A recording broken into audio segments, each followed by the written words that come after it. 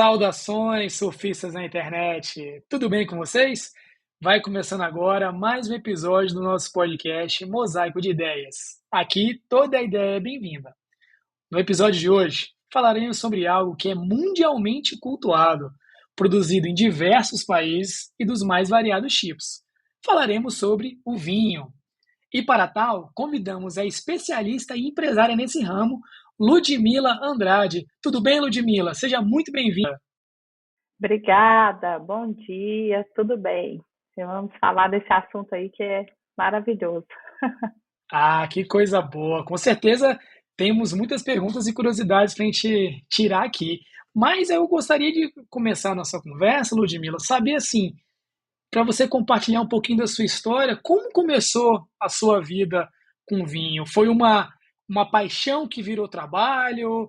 Foi uma oportunidade? Como é que iniciou essa sua vivência aí nessa área? Compartilha com a gente um pouquinho. Você acertou em cheio, que foi, na verdade, uma paixão, né? Eu sempre gostei muito de tomar vinhos. Aliás, gostava também bastante, ainda gosto, de uísque. Essa foi Opa! minha primeira paixão. E depois comecei a me interessar, né, pelo mundo dos vinhos, pelas histórias, enfim. E aí, como sempre, né, eu sou matemática também, então sempre estava pesquisando o custo-benefício, preço bom para determinado vinho, que conseguisse caber no meu bolso. E aí a gente foi agregando, né, grupos de amigos e tudo que também para fazer as compras coletivas. Então a gente foi começando a fazer compras coletivas, eu sempre ficava encarregada de organizar, e aí chegou num ponto que o grupo foi ficando, crescendo, crescendo, ficando muito grande. E eu também vi uma oportunidade. Eu já estava com um rol, né, de amigos que hoje são clientes, que consumiam vinho com uma determinada frequência, né? E bastante pessoas. Então, eu vi uma oportunidade e hoje acho que é praticamente a minha renda primária, vem do vinho. E a matemática ficou para a segunda. Ah, legal. Como você, ou seja, você transformou o que era prazeroso numa fonte de renda. Você está vivendo um sonho, né?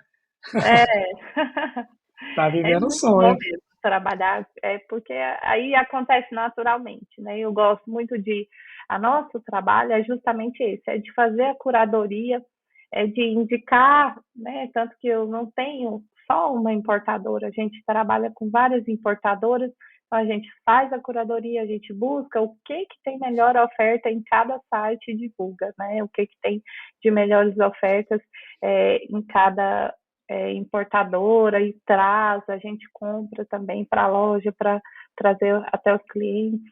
Enfim, é esse o nosso trabalho aí, fazer essa seleção. Ah, bacana. E aí você falou aí do preço do vinho, né? Que começou procurando com compras coletivas, o que cabia no bolso. E uma pergunta, Ludmila, assim, o que que hoje é o principal fator ou os principais fatores que difere assim do preço do vinho? Por que que um vinho custa 5x e o outro vai custar meio X? O que que difere nesse caso? É, acredito que o principal, Matheus, o fator que mais interfere é o tempo de produção, o tempo que ele leva para ser produzido até chegar na prateleira do supermercado. Então, a gente tem aí o que às vezes a gente apelida de vinho de combate, que é o vinho de dia a dia, aquele vinho que ele passa por um processo de fermentação, né? E, claro, de uva boa, colhido em tempo bom, não significa que ele não tem uma boa qualidade, mas ele passou por um processo de fermentação e logo em seguida ele já passou ali por um período só curto em barricas, só para estabilizar, ou até mesmo, né, em tanques de inox, em outras formas, que hoje a gente tem uma gama aí de possibilidades, e rápido, em um mês, 2 meses, né, ele já está no supermercado. Então, por isso que às vezes a pessoa olha, a safra é desse ano, a safra é ano passado. Então, ele rapidamente ele está aí. Então, tem um custo menor para a vinícola, né? Agora, o vinho que ele fica mais tempo, né, leva mais tempo para a produção, né? Que ele passa aí 12, 24 meses no carvalho, em um ambiente controlado, para não haver contaminação. Então, ele passa, né, esse período, depois ele estabiliza ainda algum tempo, né, vários vinhos estabiliza ainda em garrafa, então você tem que manter as garrafas guardadas. Todo esse risco, né, de 5 anos de produção, às vezes, até o vinho chegar ao supermercado, esse custo ele é assumido pela vinícola, né, de temperatura, de controle do ambiente, de controle de pragas, né, de esperar o tempo correto para colher. Então, isso tudo tem um custo muito alto, né? Porque é Entendi, diferente você manter um vinho 2 meses, você manter ele 2, 5 anos dentro da sua vinícola. Então, isso é o fator principal que principal. diferencia aí nos preços, de maneira geral, né? Imagina, perfeito. E, e tem outras coisas que interferem também, que é a região, né? Regiões da França que são mais nobres, né? Que já são consagradas, né? Que tem Argentina com o Vale do Uco, Bordeaux. Então tem os lugares, Bordeaux na França, então tem os lugares também que o preço da terra é muito alto, né? A uva, você só vai colher uva boa, você vai plantar agora, mas você vai colher uva boa daqui 15, 20, 50 anos. Então o preço da terra e da vinha é alto, né? Então isso Entendi, também interfere muito na precificação, mas o principal eu acho que é o processo de produção. Depois entendi. vem a terra e a marca, o nome também. Ah, Quem era isso que eu ia te perguntar. Era isso que eu ia te é, perguntar. Se já uma vinícola famosa, com certeza já tem um custo ali, né, atribuído a ela. já, até porque uma vinícola mesmo né, que já tem anos, várias famílias aí produzindo, geralmente eles não vão produzir um vinho de baixa qualidade, porque eles não vão atrelar o nome a um vinho com menos qualidade. Então, eles já produzem. O vinho de entrada dessas vinícolas já costuma ser um vinho, né, que leva 2, 3 anos para ser produzido. Então, Entendi. já vem com um certo valor e também tem a grife. Vinho, assim Claro. como qualquer outra coisa do mercado, é sim objeto de luxo. Então, tem os champanhes mais caros, tem também que né, já sai com esse nome, tem as vinícolas também, então, Sim.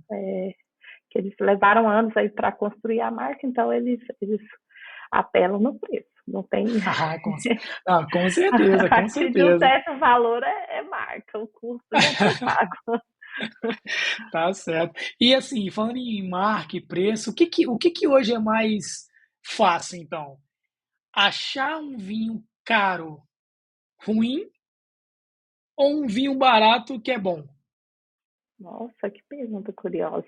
Não é? É, eu acho que tem vinhos baratos, porque o barato também ele depende muito do poder aquisitivo, do poder econômico da pessoa, né? Claro, claro. O meu barato, o barato de alguém ele varia. Mas tem muitos vinhos baratos, tem muitos vinhos, né, a partir aí de R$ 50 com boa qualidade, né? Então Cara, você consegue encontrar sim. E o vinho caro, ruim, é, eu não, acho que não é mais difícil, é mais difícil, né?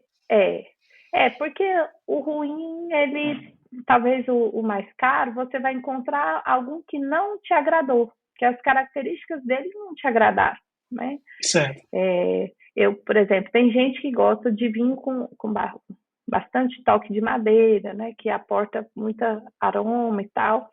E tem outras pessoas, por exemplo, que já não gostam, que gostam de sentir mesmo a expressão da terra, que não gosta, que tira as características que a madeira ela vai, né? Se não for equilibrada, ela vai esconder um pouquinho das características naturais. Tem gente que gosta, inclusive é uma vertente nova, né? A pegada de orgânicos, de biodinâmicos, de mínima intervenção no vinho, para a pessoa sentir realmente o que é o vinho daquela região, né? Então, Entendi. tem essas variações. Eu acho que o caro ruim é mais difícil de achar. Você pode achar algum que não te agrade, Te mas agrade? ele vai estar bem feito, provavelmente. Ah, não, entendi. Eu imaginei, eu imaginei que a resposta fosse essa mesmo. Mas assim, você falou aí da questão da madeira, de orgânico, assim, leva tempo para você começar a sentir assim o que eles chamam de, eu esqueci agora, me fugiu agora o termo, é tanino, né? São taninos que Dani. a gente fala, Aham, isso. notas. Isso leva um tempo, assim, para você hoje acredito que você já consiga diferenciar, É, né? sim. Mas isso leva um tempo para você apurar o seu paladar. E aí já emendando a outra pergunta, faz diferença a refeição que você está tomando ali, sim, a harmonização? Isso de fato faz diferença? Faz sim, faz muita diferença. Eu acho que, e vai até uma dica, assim, para quem está começando, né, ou quem quer aprender mais um pouquinho. O tanino, ele é algo, né, presente, assim, tanto na madeira quanto na casca da uva, né, comparado assim, por exemplo, uma fruta que tem tanino, o caju, né, ou a banana Hum, verde, que você chupa e sente, assim, pegando, secando um pouquinho a sua boca, né? Então, aquilo que dá essa secura, essa sensação de secar a boca, é o tanino. Então, a gente encontra ele na casca da uva, na baga da uva, e você consegue ir identificando, mas por que que às vezes é difícil aprender, né, entre aspas? Porque quando você consome só na sua casa, você costuma abrir uma garrafa, degustar ela por completo, né? Você toma e pronto. E aí depois você vai abrir outra daqui 2 dias ou no próximo final de semana. E às vezes você não tem a memória, né? Você não consegue carregar essa memória para a próxima semana para você conseguir comparar. Então, uma dica é: participe de degustações, né? Ou tente convidar amigos, beber em grupos, de maneira que você consiga abrir mais de uma garrafa no dia. Porque aí você consegue. Você às vezes não vai saber dizer o que é, mas você vai certo. saber perceber assim: eu gostei mais desse aqui. Parece um pouco mais docinho. Talvez não é o doce, talvez é só porque ele é mais macio no paladar. Mas a pessoa às vezes confunde, né? Que está começando a falar, isso aqui é um pouco mais doce, eu gostei mais. Mas não é, só está mais macio, mais fácil. Então, você consegue ir aprendendo por meio das degustações. E Brasília, por exemplo, estou citando aqui Brasília, mas São Paulo, as outras capitais, a gente também é muito bem servido de degustações. Tem muitas degustações, tem muitas lojas, não sei se posso falar aqui, Pode, Marlon, não sei se posso. pode. Pode, a gente Então não tá tem a recebendo nada, viu, pessoal? Não tá recebendo nada, mas vamos lá. Então tem Pode a sim. Adega Almeida, que faz bastante degustações, né, todo sábado. Tem o restaurante Rubaiá, que faz bastante degustações. São degustações gratuitas e que você tem a chance de participar, provar vinhos diferentes e aprender sobre isso, né? Muito E interessante. desculpa, Matheus, a segunda pergunta agora que veio junto com essa, eu, eu me Foi perdi aqui. sobre. Falando demais? Não, não, mas eu acho que você respondeu Já as duas, né? respondi, né? Já respondeu as duas, né? Era com relação a se levava tempo, né? Assim, o que que era Isso. assim para aprender, mas ou seja, de resumo que você falou pra gente. Beba mais, É, pessoal. Bebam mais vinho para você poder pegar.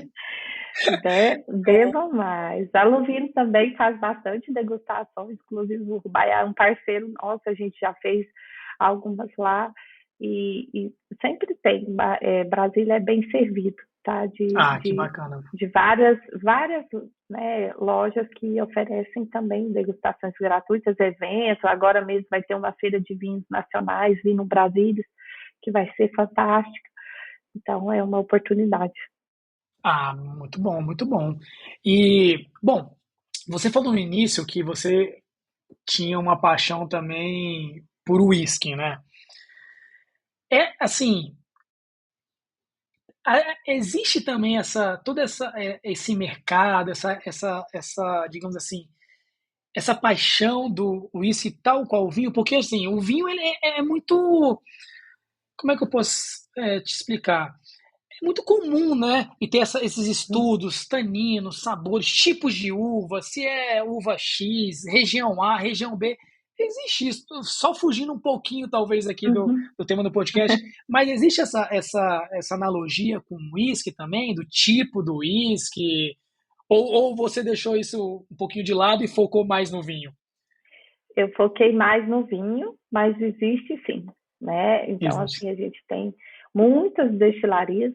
No uísque, a quantidade de aromas, né, ela é uma gama muito maior, porque às vezes no uísque está lá 18 anos, mas significa que essa é a menor idade o mais jovem que está lá 18 anos, mas tem outros com passagens com muito mais tempo, né? Então, esse período que fica vai aportar uma riqueza, uma gama muito maior de aromas, enfim, e, e vai muito bem aí com o charuto. Então, eu acho que só é menos popular, vamos dizer que o Sim, vinho, graças a Deus, vem ganhando, né, o gosto de muita gente, né, vem se tornando popular.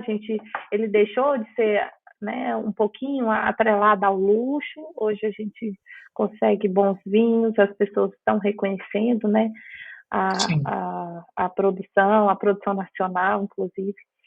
É, então, ele vem se popularizando. Brasília mesmo já está produzindo ótimos vinhos.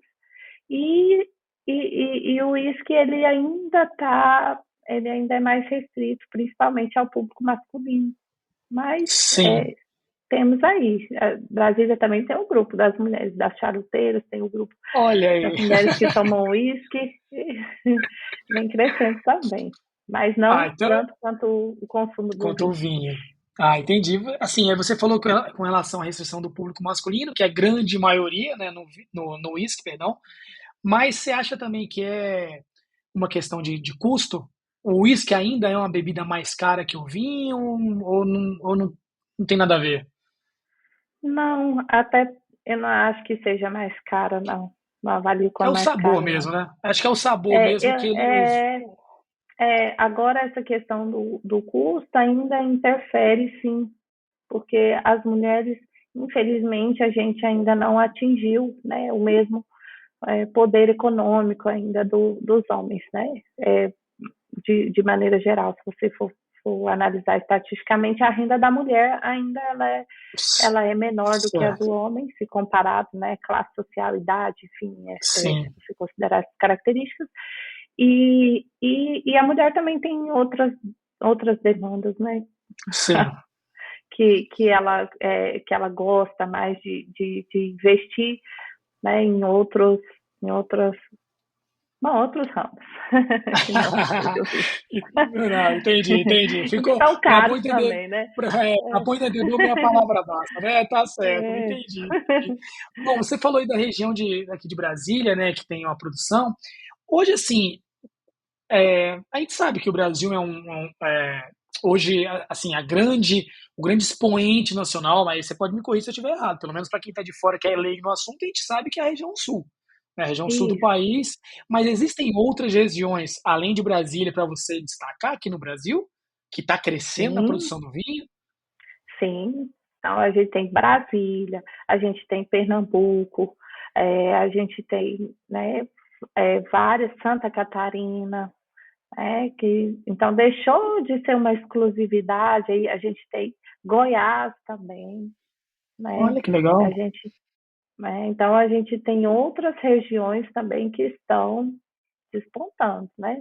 E aí não posso deixar de citar Brasília, que recentemente foi premiada, né, no concurso competiu junto com os vinhos, né, de Bento Gonçalves, ali da região da Campanha, de toda a região do sul, e ficou super bem posicionado, foi premiado como um dos melhores, né, dos vinhos nacionais. Então ficou entre os 15 melhores vinhos nacionais. Olha só, O vinho aqui de Brasília, da Vinícola Brasília, que é o Monumental, né, em homenagem ao eixo monumental. Então, monumental. Olha que legal. Grata então sou. Pode falar, Matheus, já estava concluindo. Então, Brasília está Hum. aí na ponta também. Pô, muito bacana, bacana demais. Não, eu só ia perguntar assim, e qual que é a uva aqui produzida? Para o nosso clima aqui que é bem seco, né? Cerrado, até uma surpresa, né? A gente tá sabendo essa produção. Qual que é a uva que mais que melhor cresce aqui? Aqui se adaptou muito bem a uva Syrah, né? A Syrah, ela se Serrano. adaptou muito bem à região. Então, é uma uva com a casca um pouquinho mais grossa, é uma uva que concentra bastante, é uma uva potente, né? Concentra bastante aroma mesmo, dá vinhos bem encorpados, né? Você sente, assim, a geleia na boca, né? Dá um vinhozão forte. Ah, Mas a gente produz aqui em Brasília Cabernet, Pinot Noir, né? Tem espumantes agora também. Então, uvas italianas, então tem Barbera, tem várias uvas. bacana, né? Você falou aí, sim, a gente já pode até pegar então um gancho para falar das uvas, né? Existem uvas que são exclusivas de regiões do mundo? Assim, essa uva aqui só produz nessa região, ou não? Eu acho que hoje em dia exclusividade você não tem assim só essa região. É que geralmente tem as que se adaptam melhor a uma determinada região. Então, né, algumas que exigem um clima frio, né, Uhum. bastante frio.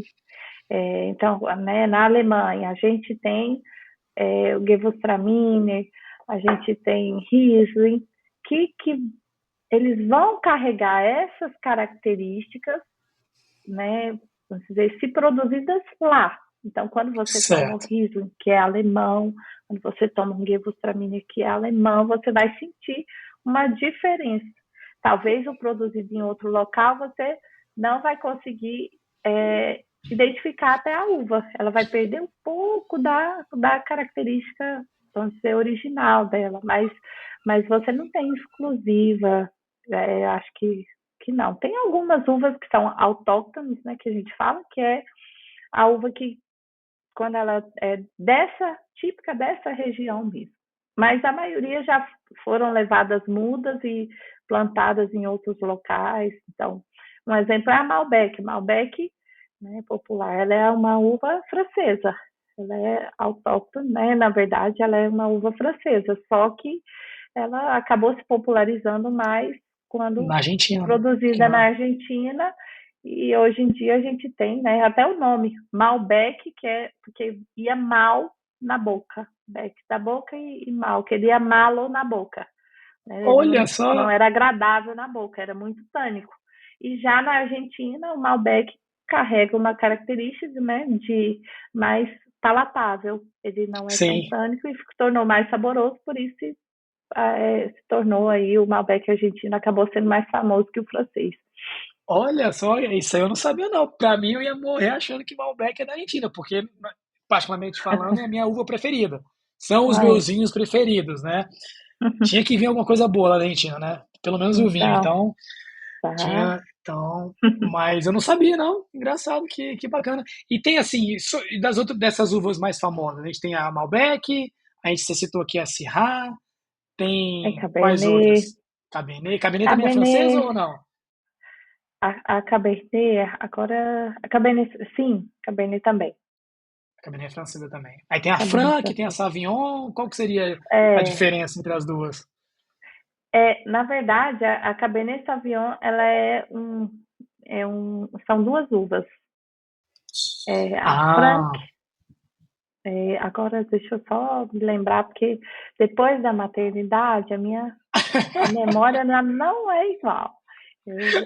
tranquilo. Mas eu prometo colocar como nos comentários aí, ou então eu já te passo para você já colocar para a gente. Não, tranquilo, É, tranquilo. Sem problemas. Aí tem a é Tempranillo, muito né? bem. Tem a Tempranillo Tempranillo veio também. muito bem na Espanha, né? Então, Sim. é, cada uva geralmente tem assim as suas regiões, vamos dizer, mais famosas. Aí tem o taná, no taná uruguaio, e isso é até uma dica para o consumidor na hora de comprar, né? Não se restrinja, pelo amor de Deus, mas, é, claro, né, entre levar de uma região desconhecida, se você vai comprar um nacional, aqui, né, o Syrah, a Merlot, aqui de Brasília é Syrah, mas né, no sul a Merlot é uma uva que produz, que a gente consegue comprar vinhos com muita qualidade. Então vale a pena degustar Merlot nacional e se você está procurando um Uruguai, procura um da campanha gaúcha, que é ali o Taná, aliás, você procura um da campanha gaúcha, você procura um do Uruguai, enfim. Ah, bacana. Até aproveito para perguntar assim, então qual que seria a sua dica? Você falou até de quem está começando agora, mas qual que seria assim a dica para quem está começando a apreciar?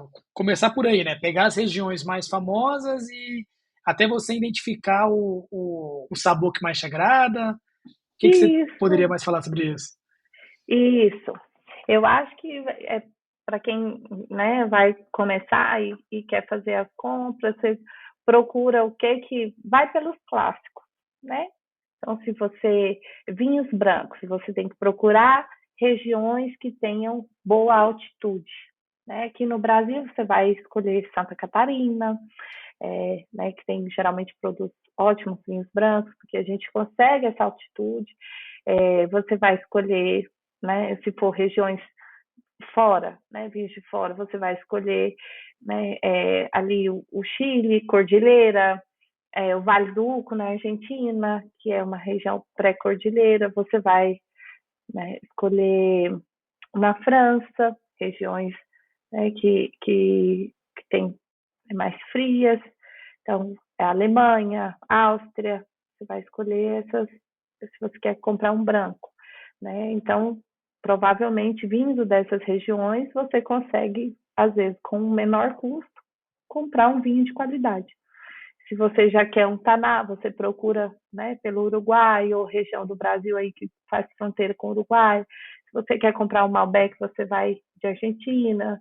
Se você vai comprar um Tempranillo, você procura na Espanha. Se vai comprar a Pinot é uma uva francesa, tem as regiões, né? Então você pode procurar aí o Bordeaux, né? A Borgonha, né? Aliás, a Borgonha. Se você quer uma Merlot, você vai para Bordeaux. Enfim, vai pelos clássicos, assim. Que aí E, não tem erro, né? lembrei aqui, peguei uma colinha aqui, na verdade, né, e aí me lembrei. A Cabernet é uma mistura, né? A Cabernet Sauvignon, a da Franc com a Sauvignon Blanc. Então, Ah, ela é entendi. originária da França, então as mudas, né? Entendi. Perfeito, Então, maravilha. ela é uma E combinação, tá? a combinação de uvas, né? É porque Isso, tem até vinhos que combinam mais de uma uva, né? Aí eles chamam de blend, né? Eles fazem essa isso. mistura. Isso, mas essa foi enxertos, né? Essa Não, assim, entendi, a entendi. Cabernet Sauvignon com a Cabernet Franc, com a Sauvignon Blanc, para formar a Cabernet Sauvignon foi uma combinação, né, das mudas aí, Ah, de entendi, genética, entendi. vamos dizer assim, Não, grosso. entendi, entendi, entendi. E agora os blends já é a combinação que eu faço, a mistura depois do vinho, geralmente já vinificado. Então Certo. eu colho a uva e depois faço, vinifico, né? Transformo em vinho, né? Passo pela fermentação alcoólica, transformo isso em vinho e depois eu faço a mistura, né? O blend. Geralmente é feito para não só para tornar mais harmônico, às vezes. Geralmente, né, o enólogo é melhor do que o sommelier. Eu sou sommelier, o enólogo é melhor para responder isso. Mas geralmente Certo. é, é porque você vai tornar o vinho mais equilibrado. Então, tem algumas uvas, por exemplo, que elas têm o tanino mais agressivo. Então, você Certo. coloca com uma outra, né, combina com uma outra para dar um pouquinho mais de suavidade, para tornar um pouquinho mais palatável, né? Às vezes você não tem aquele tempo, esse é um vinho, né, que você quer vender a um custo mais baixo, né? honesta, você não tem aquele tempo todo para esperar, para ser produzido, para amaciar, enfim. Então, uma forma de fazê-lo também é colocando o blend. E eu, de maneira geral, gosto muito. Geralmente torna o vinho bem agradável, assim, para você consumir, é excelente. Para, Mas né, como vinho de. harmonizar, né? É isso que eu ia perguntar, mas como vinho de combate ou não? Até um vinho um pouco mais elaborado dá. Não, Ou não? não, todos os vinhos, de maneira geral. Entendi. Vinhos muito bem elaborados, sim. Inclusive, a gente tem o corte bordalês, que é famosíssimo, né? Que é, né, que combina, né, as três uvas, Merlot e a Cabernet, assim, que é delícia, que E é isso não famosíssimo. significa. E isso não significa, né, como você falou aí, pelo que eu entendi, baixa qualidade. Isso não. Ser um Não, blend não significa ser baixa qualidade, entendi. de jeito nenhum, de jeito nenhum. Pelo contrário, a gente tem aí os vinhos famosíssimos, né, consagrados, vários chateaus, enfim, que são misturas, são blends, né? Muito bom, muito bom. Bom, aí você falou aí que o enólogo seria melhor para explicar. Você disse que é sommelier. Qual que seria a principal diferença entre um sommelier e um enólogo? Essa é a diferença crucial. Um é antes do vinho e outro é depois do vinho, vamos dizer. Um é antes do vinho ficar pronto e o outro é depois que o vinho fica pronto. Então, o enólogo, ele produz, né? Ele produz. Então, ele decide de que maneira vai ser plantada, ele decide se vai ser espaldeira, qual que vai ser o posicionamento das uvas no vinhedo, qual a distância, quando vai ser colhido, ele qual vai ser a forma que vai ser vinificado, se vai usar barrica de cavalo, se vai usar tanque de concreto, enfim, se vai usar, ele quem vai definir se vai usar inox e ele vai produzir o vinho, se vai fazer blend, se não vai, então ele vai produzir o vinho. E o sommelier, ele vai cuidar do serviço do vinho, né? Então ele vai entender o que foi produzido e servir. Então ele vai cuidar ali né, ele vai estudar a região, ele vai estudar essas informações acerca do vinho, mas ele não interfere na maneira como foi produzido, não. Então, a parte de serviço do vinho mesmo, de Entendi. decidir, de compreender um pouquinho da geografia, das características de cada região, né, de aromas, lógico que o enólogo também, né, entende um pouco tudo disso também, mas essa parte de serviço, aí já é com o sommelier. O enólogo também ele não serve o vinho, o sommelier vai cuidar de servir o vinho, de abrir a Entendi. garrafa, de posicionar taças, de harmonização, que até lembrei aí, que era o que a gente tinha perguntado, né? Que é um diferencial muito grande a harmonização. Então, assim, para quem é leigo, é como se você, né, toma Coca-Cola com uma pipoca e toma Coca-Cola comendo um chocolate, né? O sabor vai mudar completamente. Então, é a Verdade. mesma coisa para o vinho. Quando você harmoniza, né, você ganha muito em sabor. Então, às vezes, a pessoa, eu tomei um vinho lá na vinícola quando eu viajei e eu trouxe para casa. Aí eu fui abrir aqui em casa e já não gostei. Ah, calma, talvez, né? Lógico que tem questões de transporte e tudo, mas o mais provável é porque lá você tomou, né, na região, então eles devem ter servido, né? O sommelier deve ter servido, deve ter indicado um prato que harmonize, enfim, deve ter feito uma combinação, além né, de quando a gente está em viagem, quase tudo é bom, né? Ah, é Então, verdade, é verdade. além Não, desse viajar. glamour, é. Então, aí você chega em casa, tem que proporcionar um ambiente parecido com aquele para conseguir competir. Ah, entendi. Não, verdade, entendi. Então já deve ter assim. Tudo bem, eu sei que devem ter milhares, né, de combinações de harmonização de vinhos, mas assim, qual que é o básico? É vinho branco, frutos do mar, vinho tinto, carne vermelha, ou não? Ou Ó, dá para misturar, ou dá para ter um vinho tinto que você coma com um bom peixe? dá também, mas assim, é, vá sempre pela região. Então, hoje você vai Certo. tomar um vinho da Espanha. O que costuma. Vai dar um Google lá, né?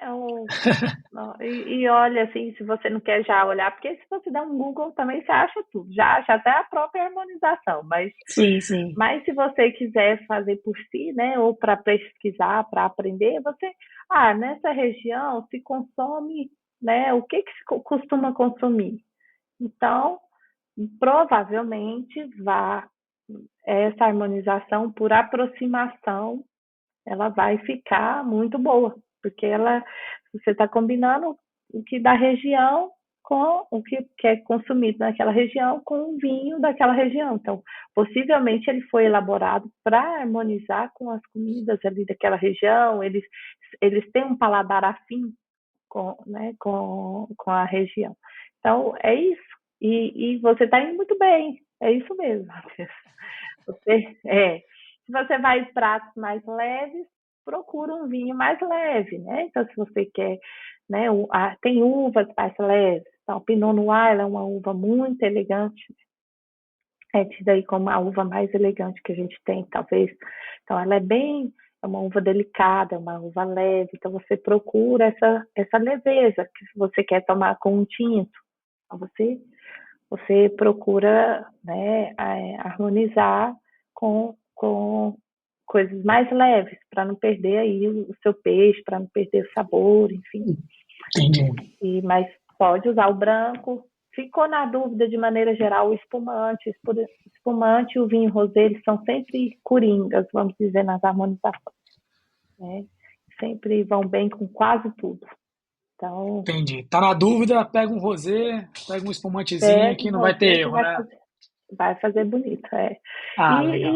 e o tinto também, né? O tinto você com as carnes, com sabores mais fortes, então, porque que o pessoal fala, vou pegar um tinto encorpado aqui, você vai comer uma feijoada, você pode usar aí um taná, que também é um vinho, né, potente, é um vinho que, como a feijoada é mais gorda, É, né, ele vai dar uma limpada no paladar, então. Mas, como eu aprendi com um professor meu, nem tudo a melhor harmonização é o vinho.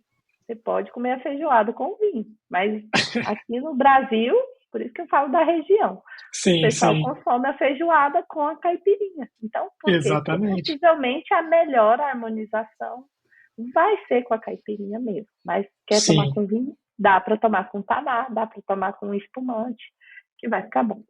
Olha só, é dica, gente, isso aqui é ouro, viu?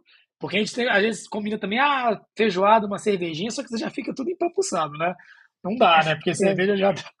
Mas gostei da Isso, aí dica o vinho aí. já vai ajudar Já é mais leve, nesse muito bom, sentido. muito legal. Ludmila, outra coisa aqui que a gente também não pode deixar de tocar nessa nossa conversa, que está muito interessante, é o seguinte, a gente está falando das uvas, mas existe também, e aí eu acho, pelo menos eu acho que não depende do tipo da uva, se o vinho é seco, se ele é meio seco, se ele é suave. O que vai interferir nesse processo? É a quantidade ali assim, pode ser meio óbvio, a quantidade de açúcar do vinho, a quantidade de açúcar ali vai ser meio seco, e beleza, então é a quantidade de açúcar. E isso varia de região para região, por exemplo, o Brasil ele considera meio seco X quantidade. A França considera seco até X quantidade. Isso faz diferença? Sim, varia sim, tá? Por região. Então, a gente tem as gramaturas, né, de classificação. Então, por exemplo, em Portugal, até uma certa quantidade de açúcar ainda é considerado, em Portugal, na Itália, ainda é considerado seco. E aqui no Brasil já é considerado meio seco para essa quantidade, para cima, Hum, né? Então, o que a gente tem uma escala mesmo, né? Então, o que vai definir, né, se o vinho vai ser classificado como seco, meio seco, enfim, é a quantidade de açúcar residual. Da mesma maneira, os espumantes também vão ser classificados, né? Só que a gente fala brut, demi-sec, né? Meio seco, o, o brute, o extra brute, enfim. Também que tem a quantidade, a tabelinha certinho com a gramatura de açúcar que é considerada para classificação. E aí, claro, tem as uvas que, por exemplo, quando eu vou produzir já um vinho de sobremesa. Então, esse vinho, geralmente, ele vai passar por uma secagem da uva. Vou deixar a uva amadurecer bastante, né? Então, esse vinho já vai vir com mais dulçor mesmo, porque foi proposital. Então, deixei a uva amadurecer bastante, deixei secar, né? A gente, por exemplo, quando você também tem os próprios, o Amarone, né? A gente já deixa a uva, né, passar por esse processo. A Califórnia é uma região de muito calor, por exemplo, um clima muito quente, então a uva amadurece mais lá e naturalmente já tem mais açúcar, né? Entendi. Então, ou você tira um pouco, ou possivelmente vai ser classificado quando você compra um Cabernet californiano ou um Pinot californiano. Ele é muito bom, muito agradável, não cai nada em qualidade com relação a isso, mas geralmente está classificado aqui no Brasil como meio seco, enquanto em outros lugares seria classificado como seco. A maioria dos vinhos portugueses, assim, né, aí R$ 100, tudo que a gente consome, eles são meio secos, Meio seco. mas a gente trata como seco, porque não tem um açúcar que vai incomodar o paladar, que vai causar Sim, nenhum desconforto. É só pela tabela ali. pela tabela mesmo. Tá, entendi. Você tem uma preferência de seco, meio seco, suave? Eu não sou muito preconceituosa assim, não, mas aqui no Brasil, né, assim, geralmente eu tomo vinhos secos, mas português, italiano, né, quando aí dá uma lida no rótulo e ver o que é que você já consegue identificar. Ah, não, se veio dessa região e está classificado como meio seco, pode ser que ele não seja esse dulçor, né? Mesmo não tendo a quantidade lá, você consegue ver, imaginar, já pressupor que não é dulçor. Agora, o suave, aqui no Brasil, classificado como suave, a maioria das vezes ele não é vinho, né? Ele não é feito, a gente tem as uvas, então a gente tem as uvas viníferas, que são uvas próprias, né, para produção de vinho. E a gente tem a uva que é chamada de uva americana, que elas são Niágara, né, essas outras uvas que geralmente se faz suco delas, que elas não são elaboradas para a produção de vinho. Então, mas Certo.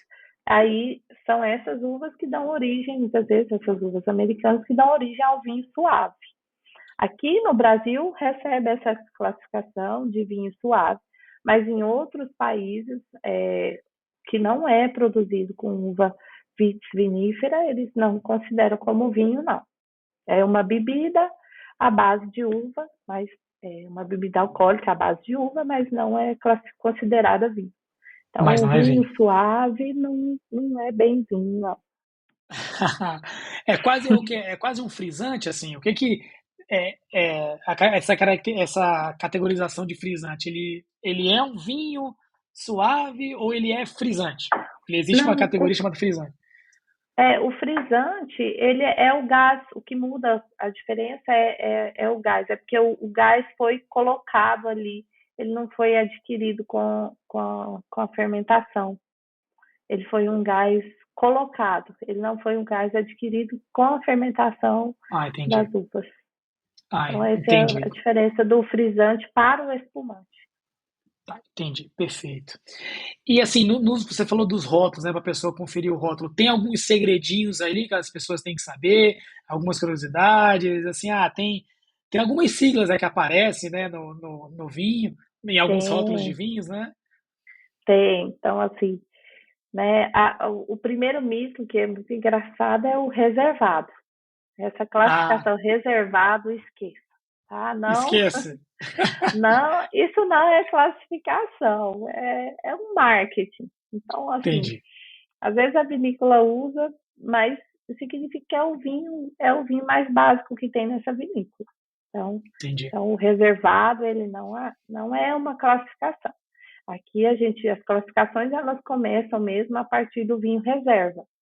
Então tem vinho reserva, um vinho gran reserva, que isso também varia às vezes por região, mas de maneira geral, né, eles passam mais tempo em barrica, né, além das exigências, né, com relação a algumas regras que eles têm que obedecer para levar o título na produção e na maneira de vinificar. Isso agrega qualidade. Então, você viu que é reserva, é um pouco melhor, viu que é reservada, é um pouco melhor. Não que esse nome vá importar tanto. Tem produtor que prefere não colocar, não classifica, e tem outros que preferem colocar, né? É, mas, assim, se você viu lá, já tem chance. Então, a dica é esqueça o reservado. Reservado Ah, pode tomar, mas, assim, saiba que é o vinho de entrada, não é uma classificação de qualidade, porque ela reservado não significa que teve que cumprir a critérios de produção, não. Né? E aí tem para a Europa, né? Para Portugal, para Espanha, que é a DOC, né? Você vai ver DOCG ou DOC, que é a certo. denominação de origem controlada garantida. Então aí sim já é bem mais criterioso, são bem mais rigorosos. Né? Então tem, além de ser da região, né, tem que obedecer aos critérios de produção. Você só pode colher, por exemplo, tantos por cento de cada pé de uva, né? Você só pode colher uma parte dessas uvas, que vai ser a melhor aproveitada, né? O rendimento. Então, tudo isso é controlado mesmo. Então, por isso esse selo de denominação de origem controlada, garantida. Para a França, a AOC, né? Veio a AOC, que é a mesma coisa, é o equivalente. Então, isso realmente agrega, sim, e se você tem essa garantia, a chance de ser um vinho com maior qualidade, ela existe, sim. Certo. Não que os outros não sejam, mas Certo. se você tem esse selo, já significa que sim, que é um vinho que Perfeito. passou por um grupo ali avaliando as condições e tem mais qualidade. Entendi. E no Brasil a gente tem alguma coisa parecida, assim, esse selo? O que que a gente pode Hum, procurar nos rótulos de vinhos nacionais? a gente tem aqui, ó, o vinho nacional, uma pergunta, é porque eu gosto tanto de tomar vinho, é uma dica que assim, que eu falo, é perco o medo, Perco prova, o medo. Prova, perco né? o medo na hora de comprar. Então, experimente, né? É, é a chance de acerto ela é sempre maior do que a de errar. Você geralmente acaba levando lucro. E o que você não gostou, você experimentou, ok, você não volta a comprar. E o que Sim. você gostou, você repete algumas vezes, ou não, você quer conhecer outros, mas prova. Então, quando o vinho nacional, a gente tem sim, tem a região, né, de Bento Gonçalves que foi classificado, conseguiu o selo agora de denominação de origem. Então, o Brasil tem essa classificação agora e, e a gente, assim, o que você vai procurar no vinho nacional? Eu acho que, bom, eu acho que é a combinação, assim, uva-região. Uva Acho que esse é região. o que interfere. É porque o brasileiro ele tem produzido bons vinhos, de verdade, bons vinhos. Então, quando você vê que é um vinho fino, né, que a gente fala, o vinho fino, que não é o vinho suave, que é um vinho fino, a chance, tem boa chance dele ser um bom vinho. Assim, procura a procedência, né? Vinícolas. Então, assim, a gente tem espumantes, então, Casa Valduga, Casa Perini, Pedrucci, Cavegaise. A gente tem ótimos espumantes nacionais, um custo muito barato, né? A gente tem Se você quer, acho que vale essa anotadinha. Se você, né, tá procurando ali no sul, tem muitas uvas italianas que se deram muito bem, e porque a descendência, né, deles são Sim, italianos, então você vai tomar aí um Teródego, você vai tomar essas uvas se deram muito bem. Se você está procurando um vinho nacional, né? Se você quer, pô, vou procurar uma Malbec, então procura uma que foi produzida ali na região, né, próxima da Argentina, então vai ser melhor, né? Lá dentro tem Cabernet, Malbec, embora eles não produzam tanto não, mas ainda utilizam muito nos cortes também dos blends. Mas a Merlot é muito boa, a Merlot do Sul é maravilhosa. É, né, falei, as italianas, Santa Catarina com os rosés, com os brancos, são espetaculares. Então, tem vinícola Suzin, São Paulo tem a Davo, produz excelentes espumantes também. Então, você vai, se é uma região de altitude, a chance de ter brancos, vinhos com boa acidez, né, que te faz aí salivar e tudo é maior. E aqui em Brasília, o Cirrá, tem o Cirrá do seu Claudinho, que é muito bom, né, produzido pela Vila Triaca. A gente tem é, a Cabernet também, que sim, é produzida aqui, que é muito boa mesmo também, a Cabernet Sauvignon. Tem o Monumental, que foi o vinho premiado, que sim. ele foi uma mistura dos melhores vinhos, né, das vinícolas aqui de Brasília. Então, eu acho que é isso. Aqui se deu muito bem o Cirrá. Aqui, se você está procurando aqui nessa região, o Cirrá é muito bom, no Vale a Centro-Oeste. pena. Vale a pena. Acho É. que é esse Que bacana. casamento, uva, E região. região? Ah, bacana. Você estava falando aí de classificação de premiação? A gente sabe que tem alguns rótulos que vêm umas notas, né? Assim, 96, 95, 94, e tem alguns. é, eu não sei como é que se chama, eles são institutos ou são enólogos, né? Que dão essa É. nota? A gente pode dizer assim, alguns são revistas, né, Sim,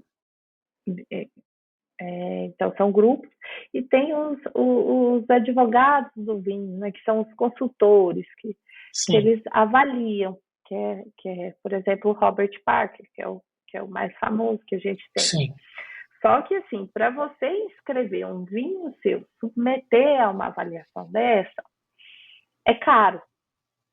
certo. Então, é lógico que elas dão, sim, uma garantia, não vamos mentir, o cara não vai avaliar um vinho de má qualidade como um vinho com uma nota boa, ele vai ser honesto na avaliação, e muitas vezes, por exemplo, Robert Parker, ele é hoje uma marca. Começou Sim, ele mesmo, né? Porque ele tem um certo. nariz muito bom, ele tem um paladar muito aguçado, e ele mesmo avaliava e realmente interferia. Agora, hoje em dia é um grupo, né? Então ele virou uma marca e é um grupo que degusta. Então tem um grupo, né, de especialistas na área degustando e classificando como no conceito de qualidade. É lógico que provavelmente esse vinho vai te agradar, provavelmente esse vinho é muito bom, mas os que não têm não significa que não são. Não é Sim, que eles não receberam a nota. É que muitas vezes o produtor ou não tem interesse, ou a maioria das vezes, o que é mais comum, é que não tem o dinheiro para investir para receber essa classificação. Então, e outra que eles também avaliam muitas vezes só a partir, não avalia James Sucks, por exemplo, não avalia a partir da primeira vez que você produz o vinho. Então, ele não costuma avaliar vinhos que estão sendo produzidos pela primeira vez, só vinhos que já estão no mercado há algum tempo. Então, tem perfeito. tudo isso. Além de ser caro, ainda tem algumas exigências que essas revistas, né, que esses advogados, que esses degustadores que eles fazem. Mas agrega, sim, e não é só marketing também, não. A pontuação, ela diz, sim, sobre o vinho. Só que os outros que não têm, sim, pode ter na garrafa e costuma sempre ter bons vinhos também. Maravilha, ótimo, muito bom. E Ludmila, assim, vamos lá, a gente está chegando aqui no final desse nosso episódio. Eu sei que deve ter muitas outras coisas aí para a gente conversar. A gente pode até marcar, quem sabe, um dia a parte 2. Mas assim, se você fosse indicar, pudesse recomendar apenas um vinho para um jantar especial, qual seria e por quê? Ai, meu Deus do céu! Ô, Matheus, como é Oh, que você ué, me faz isso? não precisa citar vinícola, marca. Você pode falar assim, pode falar uma uva e pronto, Aham. para ficar mais fácil o seu trabalho. Ah, então pronto, aí já me ajudou um pouco. Ah, meu Deus, deixa eu ver aqui. Bom, olha, eu uma uva que tem assim me agradado muito mesmo, que eu tenho, é, sabe que é de fase, sabia? Aham. Imagina, Sabe imagina. que eu funciono assim às vezes de fase. Claro que eu tomo tudo, mas tipo já teve fase que eu tava tão achando uns rosés tão sem graças. Aí hoje eu já tô tão tomando tanto vinho branco, tô achando o branco tão maravilhoso. Mas eu acho que eu escolheria uma Pinot Noir. Eu, eu, eu gosto muito da elegância da Pinot. É, eu acho que vale a pena investir num bom vinho Pinot Noir, um Pinot Noir, valor. É, entendi. eu acho. Só que ela é assim, né, para um jantar, para um momento especial, eu acho ela tão elegante, eu acho tão chique, Olha chiquíssimo. só. Nossa, Eu fica acho aí, bom gente, demais. fica a dica aí da Tomar Pinot. especialista sommelier. Fica a Eu, dica. eu, eu gosto muito da Pinot, então eu escolheria, né, A uma Pinot Noir. Pinot, um Pinot da Borgonha clássico, né? Ah, eu adoro. E, e, e embora eu tome bastante vinho encorpado, mas eu acho ela muito elegante. E já teve fase que eu fui apaixonada aí pela Taná, enfim. Mas Entendi. Hoje, a é, sua fase, então, hoje é Pinot Noir. hoje eu tô na fase mais leve aí, tô na mais elegante, é na Pinot. Bom, bacana, muito bom, Ludmila. Olha, o papo aqui foi 10, muito bom. E aí eu deixo aberto aí para você dar um recado final, deixar sua rede social aberta, seu contato. Quem quiser conhecer o trabalho da Ludmila, de curadoria, fica à vontade aí. Esse espaço está aberto agora para você. Muito obrigada, Matheus. Obrigada mesmo. Obrigada pelo convite. Fiquei muito honrada, muito feliz de ser convidada para participar, ainda mais que eu assisti os outros episódios. Fiquei com um pouquinho de medo, né? Ah, que isso. Dos convidados, nossa, eu falei, meu Deus, quem sou eu para estar lá hoje? Mas fiquei muito honrada mesmo com o convite, enfim. E obrigada, né? Eu acho sempre maravilhoso falar sobre vinho. Foi uma oportunidade também de levar um pouquinho mais da cultura do vinho, enfim, desse movimento, de crescer um pouquinho sobre o vinho, de aprender também. Ver que eu estou precisando estudar mesmo, de novo, Não, que mais e isso. mais, não parar. E é isso. Então, queria convidar o pessoal que quiser conhecer, né? Pode nos conectar aí através, né, tem o nosso Instagram, que é o @luvinovinhos, e tem o nosso e-mail, que é o comercial@luvino.com.br. Então, comercial@luvino.com.br. Tem o WhatsApp também. Então, lá no nosso Instagram você encontra o linkzinho para todas as nossas redes. Mas eu deixo o WhatsApp aí depois para você colocar no videozinho aí e fazer o Perfeito. nosso merchan, por favor. E aí, se o pessoal gostou, quiser entrar em contato, então a gente tem vinhos pronto entrega, a gente tem vinhos, né, que você pede e a importadora já entrega aí na sua casa. A gente tem entrega agendada, então para esse período de férias agora é sensacional, né? Muitas vezes a gente já recebo lá no hotel, vou viajar para a praia, vou para o Ceará. Então vou estar lá nos dias tal, tal. É difícil, muitas vezes, uma empresa que envie. E a gente tem importadora wine que envia para todo o Brasil. né, com prazo de entrega bom, tem serviço de entrega agendado, então você marca, vou estar lá no dia tal. O vinho vai estar lá te esperando já e você vai ter oportunidade, né, de degustar seu vinho aí nas férias. Casamento, a gente trabalha muito com eventos de casamento, de outras festividades, que a gente tem um preço bem agressivo mesmo para espumantes. Então, para espumante, para vinhos tintos, agora confraternizações, enfim. Então, esse período todo a gente consegue, você consegue comprar e agendar. Não quero ficar com esse tanto de caixa aqui em casa até março. Então, agendo para uns 5 dias antes aí do meu evento, 10 dias, que é para, né, não ter pânico e você recebe na data que você agendou. Perfeito, maravilha. Então, galera, fica a dica aí, né? Quem quiser iniciar nesse ramo, nesse mundo que é o vinho, né? De degustação, de harmonização, pode contar com a Ludmilla aí que você vai estar em boas mãos. Tá bom, pessoal? Bri- Obrigada, tchau, tchau, Obrigado, Matheus. obrigado você, Ludmilla. Tá, pessoal, até o próximo episódio. Não deixe de curtir, deixar o like e fazer esse comentário. Um abraço, até mais.